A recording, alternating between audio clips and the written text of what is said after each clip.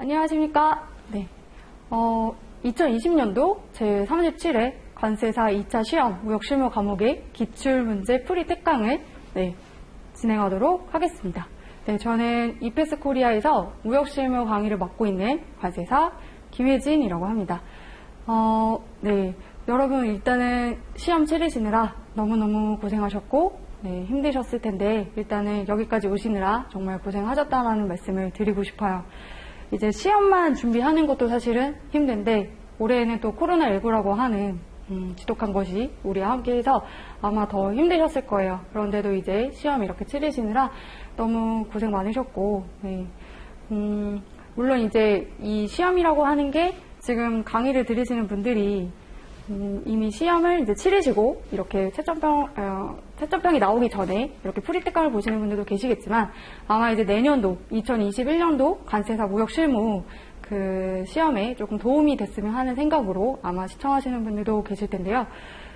일단은 우리가 이제 인생에서 본인이 하고 싶은 것들을 결정을 하고 그것들을 이루기 위해서 이렇게 열정을 쏟아붓고 몰입한다는 그 자체가 굉장히 멋있는 인생이 아닌가, 그 자체만으로도 일단은 멋있다라는 말씀으로 여러분들을 좀 격려를 해드리고 싶고요. 아마 이제 시험 결과 기다리시는 그 과정도 힘드실 거예요. 그렇지만 본인 자신을 스스로 믿고 또 내가 부족하다라고 생각이 들었다면은 그때는 공부를 하셔야겠지만 쉽진 않겠죠. 그래도 일단은 그 결과가 어찌 됐든 간에 모두 응원하겠습니다. 그러면 저희 이제 본론으로 들어가서 문제 한번 살펴보도록 하겠습니다. 일단은 전체적으로 시험 문제를 한번 보셨는지 모르겠지만 시험 문제가 굉장히 평이했어요. 굉장히 평이했고 굉장히 단순했고 지나치게 기본적인 암기 위주의 내용에서 시험 문제가 출제가 되었습니다. 제가 봤을 때 그 평은 그러하고 기존의 우리 관세사 시험의 트렌드, 특히 무역실무 같은 경우에는 왜 종합적인 사고가 필요하다, 연계된 내가 공부하던 특정 파트와 다른 파트를 연계해서 어떤 종합적인 공부 필요하고 판단을 요구했던 문제들이 굉장히 나오는 것들이 요즘의 트렌드였는데 이번 문제 같은 경우에는 너무 암기식의 서술 위주의 문제가 나왔다라는 것이 특징적인 부분이었어요. 그래서 사실 저도 문제를 보고서 좀 당황스럽기도 했어요. 아마 수험생 여러분들도 시험장에서 문제를 보시면서 조금 당황스러웠던 부분도 있으셨을 것 같은데 어쨌든 중요한 것은 기본에 충실해서 암기를 잘 하셨던 분들이라면 수월하게 아마 답안을 쓰셨을 거예요. 그쵸? 그래서 그렇게 보고 있고 사실 그래도 관세사 시험이 그 8대 자격사 시험 중에서도 그래도 어렵다라고 이제 인정을 받고 있는 그런 시험이었는데 그러한 것 치고는 문제 자체가 너무 단순하기도 했고 그래서 그런 문제 내용에 대해서는 조금 실망스럽기도 했어요. 그러니까 문제 자체가 무조건 어려워야 된다는 게 아니라 그 문제의 스타일 자체가 너무 단순하지 않았느냐 이렇게 제 생각을 정리를 해볼 수가 있을 것 같습니다. 그리고 원래 기존의 이제 채점병들 올해 말고 과거의 채점병들을 보게 되면은 그 채점관들이 했던 얘기가 어떤 게 있었냐면 너무 천편일률적인 복사해서 붙이는 듯한 모두 동일한 답안을 썼다라는 평이 있었지만 올해 같은 경우에는 아마 동일한 답안이 나올 거예요. 왜냐하면 문제를 물어보는 유형 자체가 특정한 조항에 특정한 답안을 가지수를 정해서 쓰라고 했기 때문에 아마 누가 정확하게 암기를 해서 쓰셨느냐 이렇게 답안이 나올 것 같습니다. 그래서 사실상 제가 느꼈을 때는 그 대학교 학생들이 보는 중간 기말고사의 문제 유형 같다라는 느낌도 사실 받았어요. 그래서 오히려 이제 그렇게 그 배점을 세분화하고 답안의 수를 세분화한다라는 거는 어떤 느낌이냐면 오히려 채점자가 채점하기 편한 문제 유형이 아니었느냐라는 생각도 들고 물론 이제 너무 제가 이제 그 시험 문제를 이제 비난하는 것 같기는 한데 그렇긴 하지만 그렇지만 물론 그런 이유는 있었을 거예요. 최근에 관세사 시험에 대한 그런 논란 있었기 때문에 그런 것들을 조금 이제 신경 쓰다 보니 조금 문제가 단순화되고 하지 않았을까 그런 생각도 해봅니다. 그래서 아마 이제 내년의 시험 트렌드가 어떻게 될지는 결국에는 아무도 몰라요. 이게 결국에는 관세사 시험이라고 하는 트렌드는 없는 것 같아요. 그렇고 결국에는 기본에 충실한 공부, 탄탄한 공부를 하면서 그래도 또 작년과 같은 그러한 그 과거의 최근 트렌드를 반영한 그런 어떤 판단력을 요하는 문제에 대해서는 대비할 수 있어야겠죠. 어쨌든 두 유형 다 모두 중요한 것은 기본의 충실한 공부 방식입니다. 네. 그래서 그런 부분들을 이제 답안을 저희 어떻게 구성해야 되는지를 보면서 한번 같이 살펴보도록 네, 하겠습니다.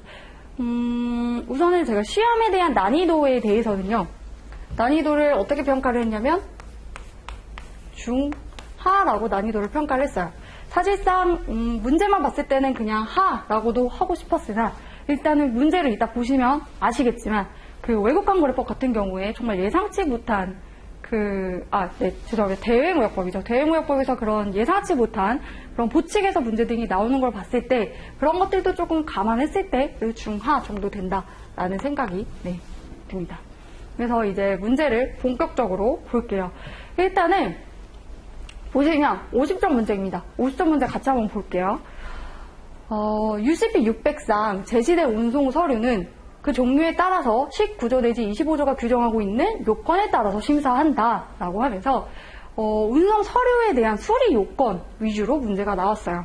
이 문제는 관세사 그 2차 시험 무역실무 과목으로 과거에 기출된 바가 있었던 문제예요. 2000년도에 운송 서류의 수리 요건에 대해서 신용장 통해 규칙에서 운송 서류의 수리 요건에 대해서 어떻게 정하고 있는지 그것들을 물어본 사례가 있었기 때문에 결국에는 우리가 다시 한번 기출문제라고 하는 것이 중요하다. 중요성에 대해서 한번 또 생각을 해볼 수가 있을 것 같고요. 그리고 아마 이 문제 유형 같은 경우에는 대부분의 수험생들이 준비하셨어요.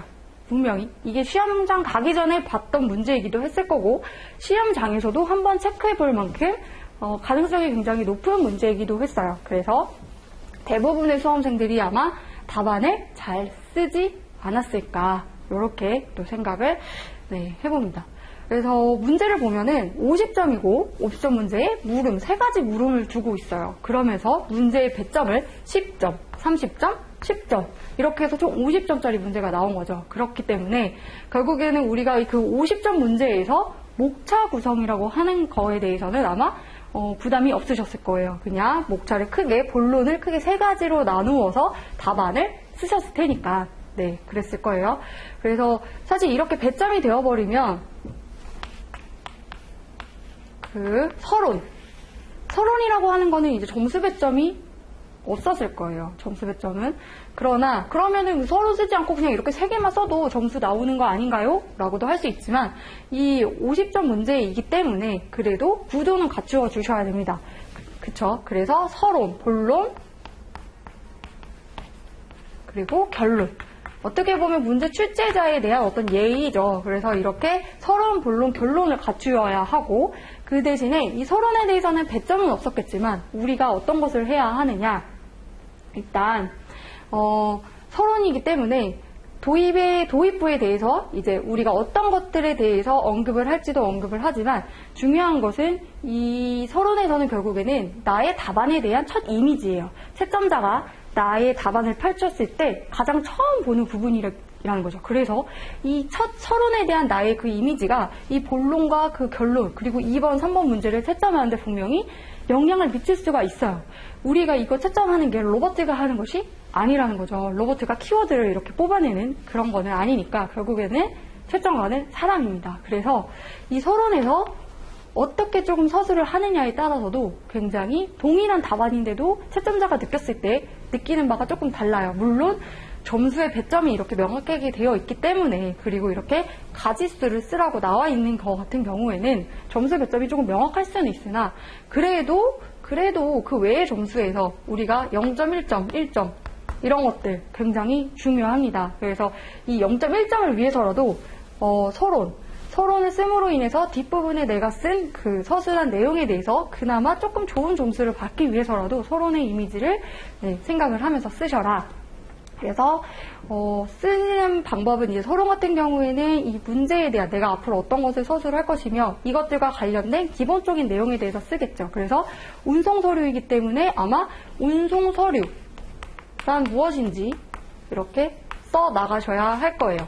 운송서류란 무엇인지도 이렇게 써 나가셔야 할 거지만, 그러면서 이제 좋은 방법은 어떤 문제든 간에 50점 문제에서는 이 문제가 굉장히 좋은 문제다. 채점자를 약간 칭찬할 수 있는, 중요하다. 왜냐하면 운송서류의 수리 요건이라고 하는 것이 신용장 통일 규칙에 있어서 그것들을 반드시 우리가 체크할 필요가 있다. 이런 식으로 채점자의 이렇게 좋은 이미지를 줄 수 있는 서론을 쓰고 이제 본론으로 들어가게 되는 것입니다. 그래서 제가 그 문제에 대해서 일단은 최근에 이제 총평을 한번 낸 적이 있는데, 총평 이후에 오늘 그 기출문제에 대한 그 모범 답안을 하나 올려놨어요. 그래서 이거 강의 보시면서 같이 보시면 좋을 것 같아요. 그래서 일단은 50점짜리 문제 1번이라고 해서 제가 답안을 작성을 해놨습니다. 그래서 같이 보려 하는데, 우선은 전체적인 것을 한번 체크를 해본다면은, 자, 문제는 세 가지로 나눠지긴 하지만 우리가 체크해야 될 포인트 10점, 30점, 10점이죠. 그래서 이 30점이라고 하는 문제에 대해서 더 비중을 두셔야 돼요. 너무 이런 10점짜리 문제에 치중을 해서 쓰다가 이런 30점 문제의 내용이 약해지는 경우가 생길 수가 있겠죠. 물론 올해의 이번 문제 같은 경우에는 이렇게 좀 1번 문제도 사실 7개를 쓰세요 라고 나와 있었고, 그쵸, 3번 한적에 관한 규정을 쓰세요. 굉장히 심플했어요. 그래서 뭐 이렇게 다른 문항에서 더 답안을 쓰실 때 시간 배분이 많이 되진 않았겠지만, 어쨌든 우리가 시험 답안을 쓸 때는 이 점수 배점을 가장 먼저 눈으로 체크를 하면서 분량 조절과 시간 배분을 하셔야 된다는 것을 인지를 해주시면 좋을 것 같고, 아마 이런 부분들은 이제 우리가 그 모의고사 시간에 계속해서 문제를 보고 답안을 쓰는 연습을 하다 보면은 익숙해집니다. 그래서 익숙해지긴 하지만 시험장에서도 중요한 사안이라고 해서 한 번 더 말씀을 드리는 거고, 그래서 제가 쓴 서론을 보게 되면은 일단은 UCB 통일 규칙에서 운송서류 수리 요건에 대해서 물어봤기 때문에 저는 신용장 통일 규칙이라고 하는 것이 무엇인지 쓰면서 운송서류라고 하는 것은 무엇이냐, 그래서 이하에서는 이러이러한 것들에 대해서 쓰겠습니다 라고 시작을 하는 거죠. 그래서 너무 서론이 장황할 필요도 없습니다. 어떻게 보면은 기본적인 내용을 갖춘다, 형식을 갖춘다는 차원에서 접근을 하시면은 좋을 것 같아요. 네. 그리고 이제 문제 1번, 물음 1번으로 들어가 볼게요. 물음 1번은 어떤 걸 물어보느냐? 자, 19조부터 25조의 제목을 이용해서 운송서류의 명칭 7개를 쓰시오 라고 나왔어요. 그래서 친절하게 이렇게 또 예시를 들어주고 있죠. 그래서 신용장 통일 규칙을 봤을 때 몇 조에 어떤 서류인지 이런 순서가 머릿속에 잡혀 있어야지 답안을 쓰시기가 수월하겠죠. 단순히 내용만 이렇게 익히셨다면 조금 당황스러웠을 수도 있었을 거예요. 몇 조에 어떤 서류인지. 그래서 우리가 한번 또 그 신용장 통일 규칙이라던가 이런 것들을 외울 때, CISG를 외울 때는 이렇게 몇 조에 어떤 서류가 있는지를 머릿속에 체계를 잡아가면서 공부를 하자. 그래서 쭉 쓰시면 돼요. 제가 쓴 답안을 보면은 19조에서부터 25조까지 쭉 쓰는데 보면은 이제 19조부터 25조까지의 어떤 서류들을 쭉 명칭을 쓰시되, 요렇게만 쓰면은 물론 10점 받을 수도 있어요. 그런데 제가 출제위원이라면 이렇게 하지 않았을까? 명칭을 7개를 쓰라고 했단 말이죠. 그쵸? 그러면 명칭 7개는 아마 7점 정도가 배점이 되어 있고, 나머지 3점은 기타의 내용을 반영을 할 수가 있어요. 그럼 어떤 걸 쓰면 좋겠느냐? 제가 썼습니다. 어떤 걸 썼느냐? UCP 600에 나와 있는 내용을 쓰면 가장 좋겠죠. 저는 제가 쓴 걸 보면은 운송서류의 명칭에 대해서는 중립적인 용어를 사용을 하고 있다.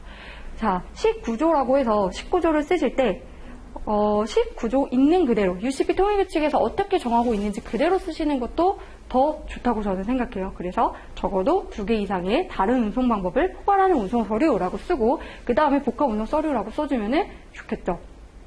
그러면서 UCP에서는 운송서류의 명칭에 대해서는 중립적인 용어를 사용하고 있다라고 써주는 거죠.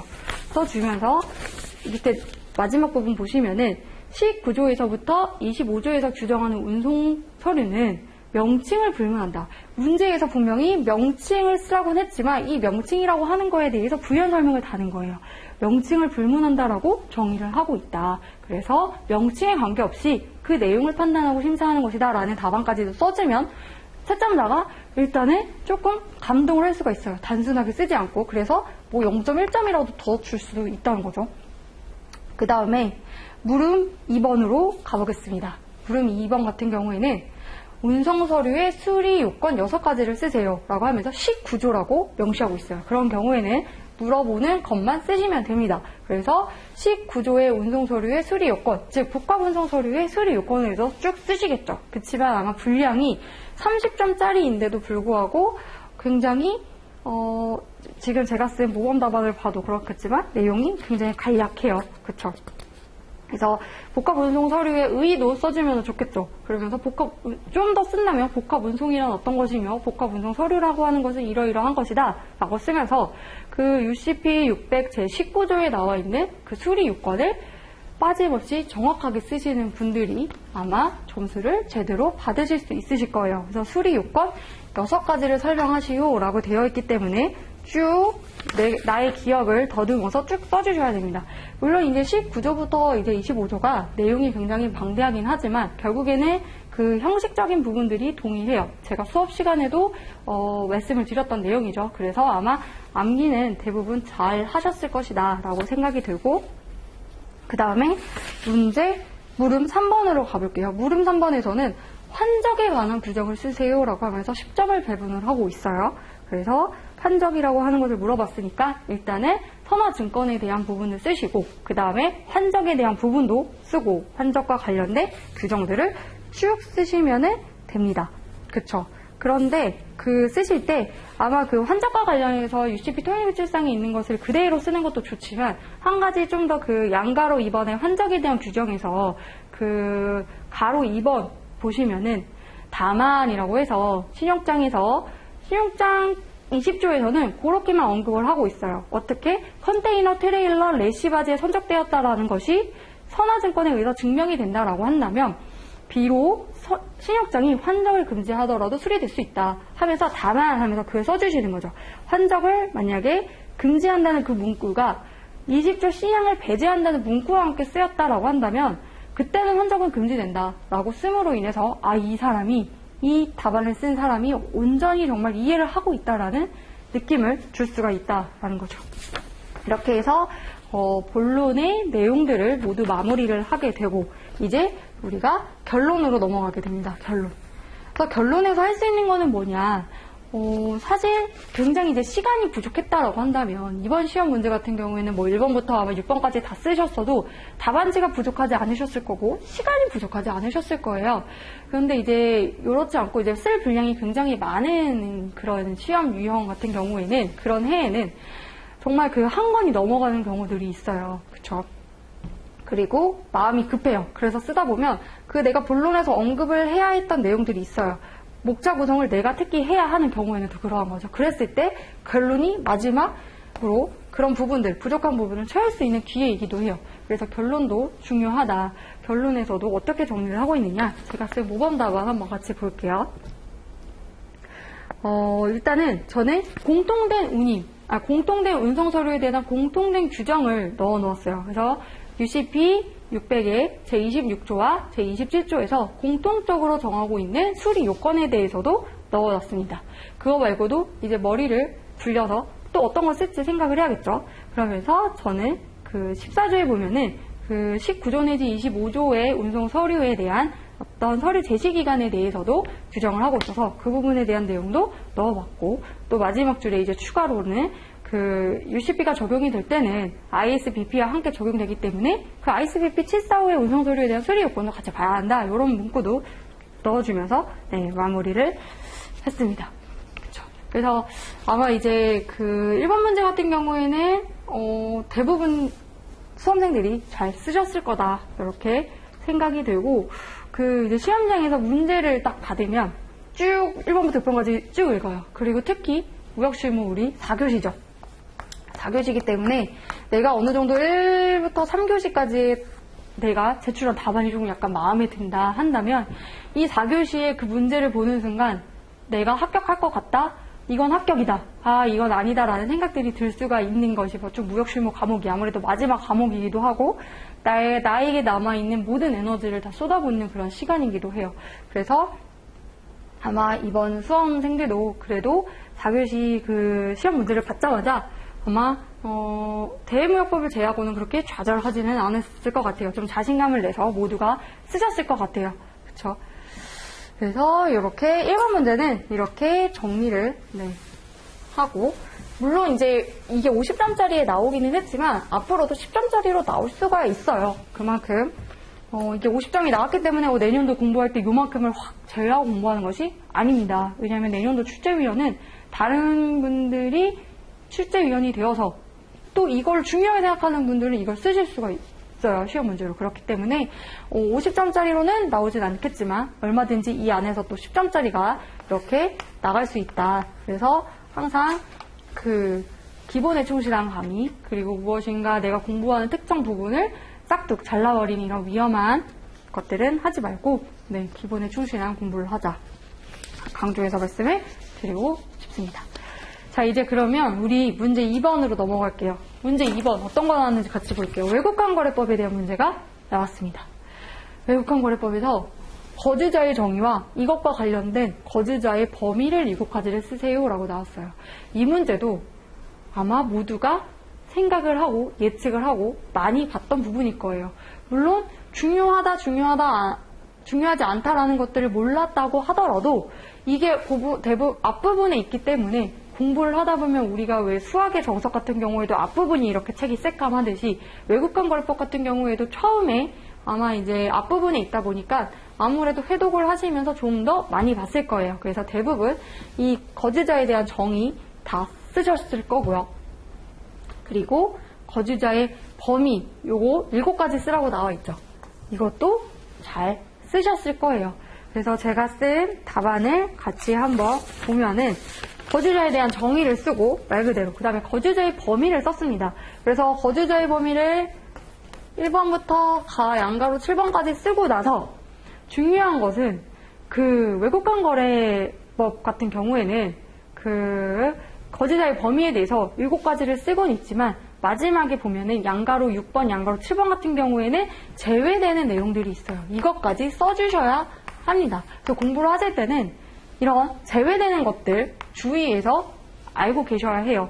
그래서 지금 문제에 대해서 이게 뭐 한 글자도 빠짐없이 그대로를 똑같이 쓸 수는 없겠지만 우리가 로봇가 아니기 때문에 컴퓨터가 아니기 때문에 그렇지만 전체적인 내용들을 이해할 수 있게끔 법과 시행령에 있는 내용을 쓰시면은 좋은 점수를 받으실 수가 있으실 거다. 그리고 외국환거래법 같은 경우에도 이번에 결국에는 쓰는 답안이 법과 그 다음에 시행령에서 나왔죠. 시행령. 법과 시행령에서 나왔다. 그래서 우리가 공부를 할 때도 외국환거래법, 대외무역법을 공부할 때 법과 시행령 위주로 공부를 하되 그 밖에 규정과 관련해서는 중요한 부분들을 연결지어서 공부하려는 습관을 가지고 있어야 한다. 그래서 아마 내년도 2021년도 시험을 준비하시는 분들 중에는 아직까지 외국환거래법과 대외무역법 공부를 시작하지 않으신 분들도 계실 거예요. 그렇지만 여러분 너무 걱정하지 마세요. 오히려 대외무역법과 외국환거래법 같은 경우에는 범위가 무역실무보다 제한적이고 범위가 정해져 있어요. 그리고 중요한 것은 그 범위 대비 출제하는 문제가 명확하지 않습니까? 지금 항상 외국환거래법은 한 문제, 대외무역법도 한 문제 차지하고 있기 때문에 오히려 그런 차원에서 접근을 하면 공부하기가 그래도 힘이 나겠죠. 그리고 사실상 이 외국환거래법 같은 경우에는 실무적으로 오히려 무역실무라고 하는 그 과목보다 외국환거래법이나 대외무역법이 관세사가 업무를 하면서 조금 더 많이 접하게 됩니다. 특히 대외무역법 같은 경우에도 그렇죠. 그래서 오히려 무역실무보다는 이 외국환거래법과 대외무역법이 관세사의 업무와 더 연관성이 있다라고 생각을 하고 좀 더 애정을 갖고 버리지 마시고 절대 버려서는 안 돼요. 그래서 공부하기가 조금 어려울 수도 있는데 이 모범 답안만 봐도 참 이걸 어떻게 외우나 하지만 일단은 무조건 암기를 하면 어려워요. 그렇지만 같이 이해를 하면서 하시면 수월합니다. 그래서 제가 그 대외무역법이나 외국환거래법 같은 경우에도 이제 11월에 특강을 준비하고 있어요. 그래서 그때 저와 함께 같이 강의를 들으면서 이해하면서 내년도 시험 준비하면 좋을 것 같아요. 그래서 이렇게 7가지 쓰시오라는 이 문제에 대한 모범 답안까지 살펴봤습니다. 그리고 3번 문제로 넘어갈게요.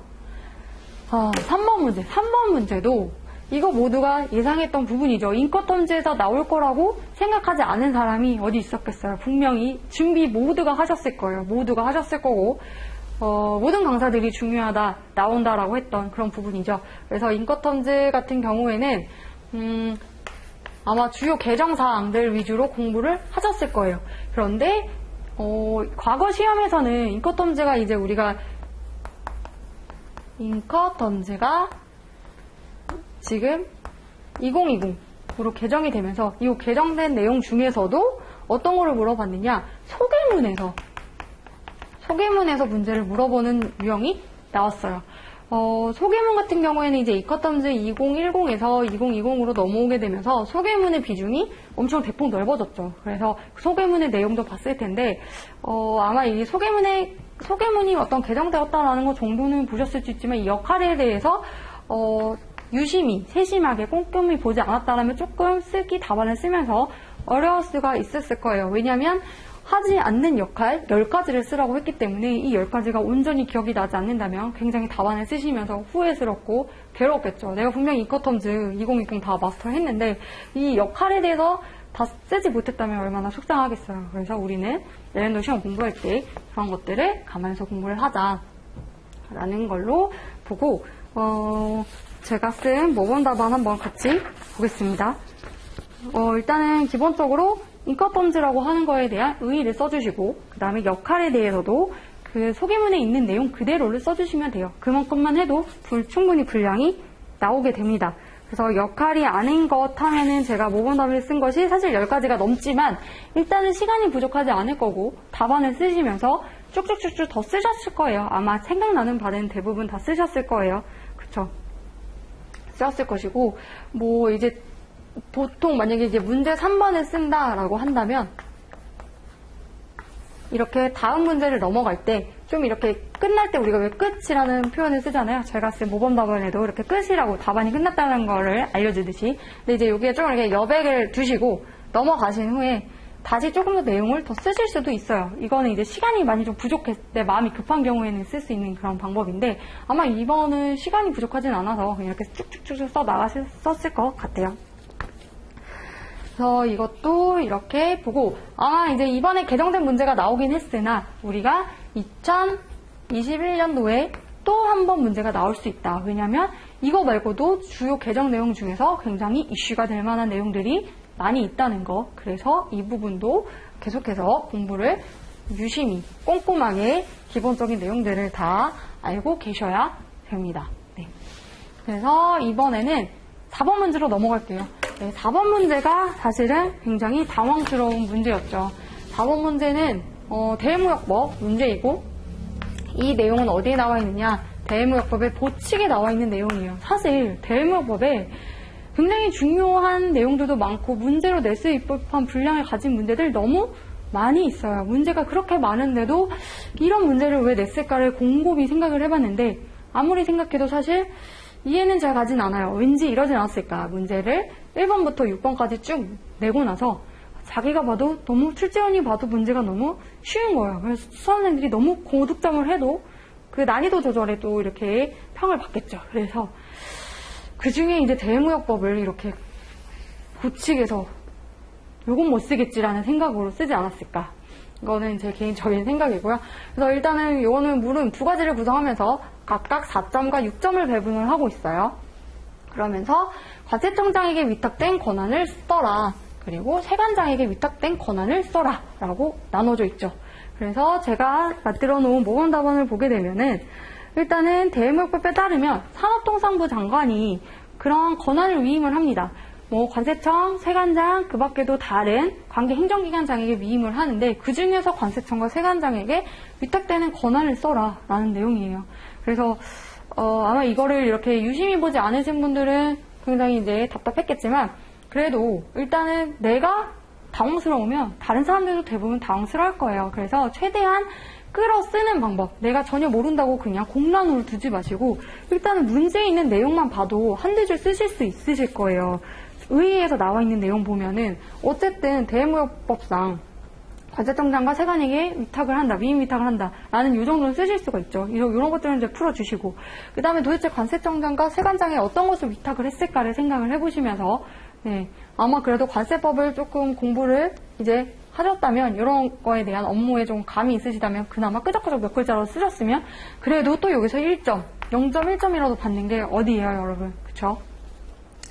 왜냐면은, 완전히 답안을 이미 너무 잘 써서 합격이 확실한 사람 말고 간당간당한 사람들이 있어요. 그 안에서 누가 마지막으로 문을 닫고 들어갈 것인가, 누가 마지막 합격자가 될 것인가를 가름하는 것이 결국에는 이런 1점, 0.1점의 차이잖아요. 그래서 어쨌든 뭐든지 쓰시려는 쥐어 짜는 노력, 이런 것들은 이제 우리가 모의고사 시간에 좀 트레이닝을 하시면 될 것 같아요. 자, 다음으로 넘어갈게요. 이제 문제 5번입니다.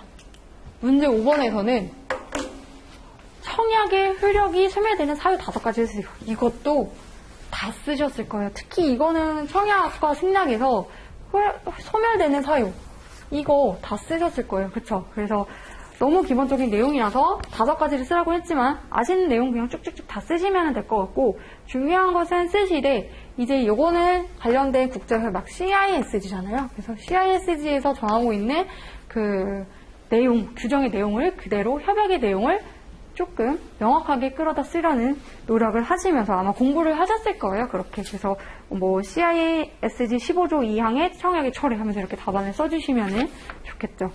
그래서 이것도 아마 대부분 답안을 써요. 그래서 이번에 무역실무는 아마 평균 점수가 높을 것 같아요. 평균 점수가 굉장히 높고 과락률은 많이 떨어지지 않을까, 그런 생각을 해봅니다. 그래서 이렇게 효력 소멸 사유는 5번 답안 한번 읽어보시면 될 것 같고, 그 다음에 이제 우리 마지막 문제로 넘어갈게요. 네, 마지막 문제는 운송 파트에서 나왔어요. 운송 파트에서 문제를 같이 한번 읽어볼까요? 정기선 운송에서 선사들이 대외적으로 화주를 구속하기 위한 각종 계약 제도에 관해서 다음 물음에 답하라 라고 해서 2가지를 나눴죠. 하나는 계약 운임제라고 하는 거, 일명 이중 운임제를 물어보는 문제이고, 그 다음에 3중 운임제에 대해서도 물어봤습니다. 그래서 이 해운 동맹이라고 하는 부분은 사실 이론상으로는 이제 무역실무 책에 항상 있는 부분이에요. 대외적인 화주를 구속하는 수단이라고 하면서, 특히 계약운임제에 대해서는 대부분의 교수님들의 책에 꼭 나와 있고, 3중 운임제 같은 경우에는 그렇게 많이 언급을 하고 있지는 않아요. 그래서 아마 1번은, 물음 1번은 대부분이 다 쓰셨을 거고, 이 물음 2번 같은 경우에는 당황은 하셨을 수도 있지만, 그래도 어쨌든 이거 자체가 문제에서 힌트를 조금 주고 있죠. 구속하기 위한 계약 제도 중에서 3중 운임이라고 하는 거는 2중 운임과 어쨌든 관련이 되는 것이기 때문에 조금 이렇게 융통성 있게 쓰셨다면 그래도 몇 점이라도 받을 수 있지 않았을까 생각을 합니다. 물론 이 해운동맹이라고 하는 것이 과거에는 이제 굉장히 활발했는데, 특히 2000년대 이후로부터 이런 해운동맹의 폐단이 진짜 국제적으로 있었어요. 그래서 되도록이면 이제 이런 해운동맹이라고 하는 것들이 사라지고 있는 추세이기는 해요.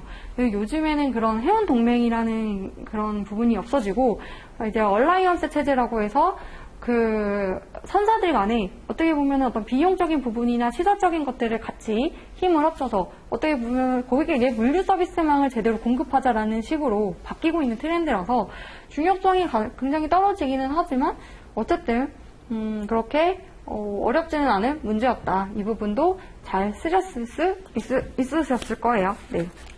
그래서 이렇게 전체적으로 문제를 살펴보았습니다. 네. 그래서 이렇게 문제를 쭉 다 살펴보게 되었고, 일단 전반적으로 문제 자체가 굉장히 쉬웠다. 그래서 내년에도 이런 문제 스타일로 나올지는 모르겠지만, 우리는 강조하고 싶은 것은 기본에 일단은 충실하자. 기본에 충실하고, 대신에 이제 앞으로 남아있는 시간 동안에 내가 기본기를 충분히 다지면서 계속해서 물론 해독수를 늘려가시겠죠. 그래서 무조건 반복을 하시면서 기존의 트렌드에 대한 대비도 해야 한다. 그래서 모의고사라든지 또는 심화반 강의 등을 통해서 그런 내용들에 대해서 공부를 더 많이 하시고 준비를 하시면 좋을 것 같습니다. 그래서 이제 내년도 시험 같은 경우에는 일단은 올해 시험 유형을 봤을 때